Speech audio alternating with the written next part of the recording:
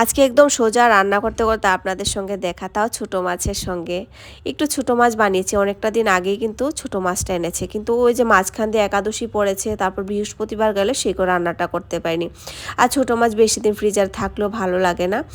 আর অল্পই মাছ করেছি, কারণ বাবু স্কুল থেকে আসার আগে যেন মাছটা খেয়ে নিতে পারি, মানে আমরা সবাই কমপ্লিট করে নিতে পারি, কারণ রাজা তো মাছ খায় না। তো সেই জন্য অল্প করে বানিয়েছি, আর রাজার জন্য করেছি একটু ভালো করে ডাল। ও ডালটা যদি ভালো করে হয় না, ওর আর কিছু চাই না। আর মাছের সঙ্গে ওর তো আর কি বা বানাবো দুপুরবেলা, তো সেই জন্য একটু গরম গরম ডালটা থাকবে।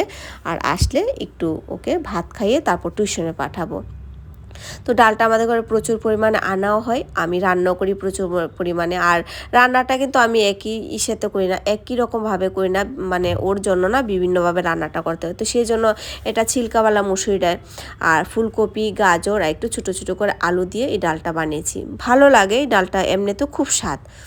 তো সেই জন্য না, বাচ্চাদের জন্য তো কিছু কিছু করতেই হয়, তা না হলে আমাদের জন্য আর এত তামজাম করে কোথায় বানাতাম বলো। মাছ হয়েছে, বাস মাছ দিয়ে কিন্তু আমাদের হয়ে যায়। কিন্তু এই যে আমার রাজা তো আর সেটা দিয়ে খাবে না, আর মাছের গন্ধ পেলেও খাবেই না, সেই জন্য অল্পই বানিয়েছি, রাতে আবার দেখা যাবে।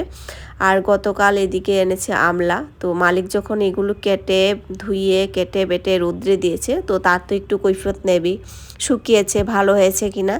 তো যাই হোক, আজকে ভিডিওটা অতটুকুই।